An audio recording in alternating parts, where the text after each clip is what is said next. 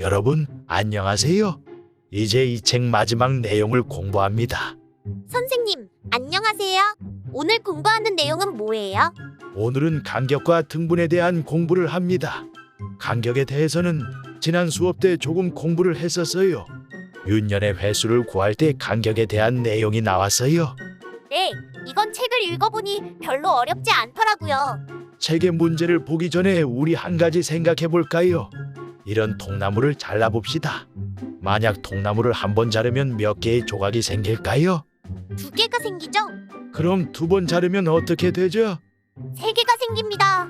그럼 10번 자르면 몇 개의 조각이 생길까요? 자르는 횟수보다 1개 더 생기니 11개 조각이 생겨요. 반대로 조각을 15개 만들려면 몇 번 자르면 될까요? 그럼 반대로 2를 줄여서 14번 자르면 되겠네요. 네, 이렇게 자르는 횟수와 조각의 개수는 1개의 차이가 생깁니다. 이 원리에 대한 퀴즈가 2개 있었어요. 먼저 6시에 울린 종소리 이야기를 볼까요? 여러분 정시마다 울리는 괴종시계를 아나요? 네, 할아버지 댁에서 본 적이 있어요. 엄청 오래되고 큰 시계였는데 시계 아래 뭐가 막 움직이고 1시간이 될 때마다 종이 땡땡 울렸어요. 네, 페르마의 집에 이런 시계가 있었어요. 이 시계는 종이 울릴 때의 시각만큼 종이 울립니다. 1시에는 한 번 울리고 2시에는 2번 울리는 거예요. 그래서 3시에 종이 3번 울렸습니다. 그때 페르마가 종이 울리는 시간을 재봤는데 3초 걸렸어요. 그럼 6시에 종이 울리는데 걸리는 시간은 얼마나 될까요? 당연히 3번 울릴 때 3초니까 6시에 6번 울리면 6초죠. 삼겹살 선생님이 그렇게 생각해서 틀렸던 것 같은데. 아, 그렇지. 그런데 당연히 6초일 것 같아. 네, 간격과 개수의 차이 때문에 생기는 오해예요. 그림을 그려서 생각해 볼까요? 자, 이렇게 종이 울리는 시간을 수직선으로 그려봅시다. 그럼 처음 종이 울릴 때부터 3번째 종이 울릴 때까지 간격은 몇 번이죠? 아, 나무 자르는 것과 똑같네요. 종은 3번 울리지만 간격은 2번이에요. 네, 맞습니다. 그럼 한 번의 간격은 몇 초일까요? 3초를 반으로 나누니까 1.5초네요. 좋습니다. 그럼 6시에 종이 울리는 상황을 그려볼까요? 자, 이렇게 그려보니 간격이 몇 번인지 금방 알 수 있겠죠? 네, 이건 간격이 5번이네요. 한 번에 1.5초 걸리니까 1.5초에 곱하기 5를 하면 됩니다. 그런데 1.5 곱하기 5를 어떻게 하지? 계산이 어려우면 어떻게 하면 될까요? 계산기를 써서 할게요. 1.5 곱하기 5를 하니까 7.5네요. 그럼 6시에 종이 6번 울리는데 7.5초 걸립니다. 네, 6초일 것 같았는데 전혀 다르죠? 그럼 8시에 종이 울리는 시간은 얼마나 걸릴까요? 8시면 간격이 7번이겠네요. 그럼 1.5 곱하기 7을 해서 10.5초 걸립니다. 좋아요. 그럼 간격에 대해 이해를 했으니 이제 가로수를 심는 문제를 살펴봅시다. 페르마의 문제는 길이가 300m인 길에 10m 간격으로 가로수를 심을 때 필요한 나무가 몇 그루인가를 묻는 문제였어요. 선생님, 원리를 아니까 이거 진짜 쉬울 것 같아요. 그럼 여러분들이 설명해 보겠어요? 네, 그냥 300 나누기 10을 하면 30이니 30그루의 나무가 필요할 것 같은데 간격이 30개인 거니 나무는 한 그루 더 많아서 31그루 필요합니다. 네, 좋아요. 그런데 이 퀴즈에 함점이 한 가지 더 있었어요. 우리 길에 나무를 심을 때 한쪽에만 심지는 않잖아요. 그럼 양쪽에 31그루씩 심어야 하니 62그루 필요하겠네요. 정말 좋습니다. 그럼 선생님이 퀴즈 한 개를 내볼까요? 네, 이제 저도 맞출 수 있어요. 네, 서울의 여러 관광지를 다니는 어떤 버스가 있습니다. 이 버스는 한 정거장을 갈 때마다 일정한 금액을 내야 돼요. 한 사람이 첫 번째 정거장에서 버스를 타서 5번째 정거장에서 내렸고 500원을 냈습니다. 그럼 똑같이 첫 번째 정거장에서 버스를 타고 10번째 정거장에서 내린 사람은 얼마를 냈을까요? 이거 언뜻 생각하면 5정거장이 500원이니 10정거장이면 1000원일 것 같은데 그렇지 않겠네요. 그렇죠. 선생님, 제가 설명해 볼게요. 좋아요. 첫 번째 정거장에서 5번째 정거장까지는 총 4정거장 가는 거예요. 그러니 네 정거장 가는데 500원이니까 한 정거장 가는 요금은 500을 4로 나눠서 125원이에요. 그리고 10번째 정거장까지 가려면 총 9정거장 가야 하니 요금은 125에 9를 곱해서 1125원입니다. 정말 잘했어요. 강경 문제는 쉬워 보여도 대충 풀면 안 되겠네요.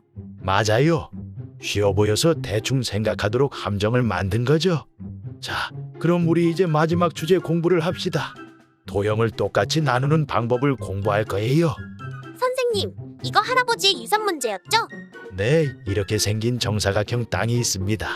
이 땅을 똑같이 4개로 나눠서 집이 있는 곳은 돼지코 삼촌이 물려받기로 했어요. 아, 그리고 남은 땅을 네 사람이 나눠 갖는 문제였어요. 네, 그럼 어떻게 땅을 나누면 될까요? 선생님, 일단 이렇게 반으로 나누고 이걸 또 반으로 이렇게 나누면 안 되나요? 그럼 딱 봐도 넓이가 다르잖아. 그럼 여기를 조금 더 작게 이렇게 하면 되잖아. 그렇게 해서 넓이가 같은 곳을 찾을 수도 있지만 그럼 땅의 모양이 달라지겠죠? 할아버지는 땅의 모양까지 똑같게 나누라고 했어요. 그게 가능해요? 네, 여러분, 이렇게 땅 모양이 복잡하면 4개로 나누기 어렵죠? 그런데 만약 그냥 정사각형이라면 4개로 나누기 쉽죠? 너무 쉽죠? 그냥 십자가로 나누면 되잖아요. 네, 그럼 이걸 3개 붙이면 12개의 작은 정사각형이 생기죠? 네. 그럼 이 12개의 작은 정사각형을 4사람이 나누는 건 할 수 있습니다. 12개의 정사각형을 네 사람이 나누려면 정사각형 3개씩 가지면 되겠네요. 네, 그럼 정사각형 3개가 똑같은 모양이 되도록 만들어 보세요.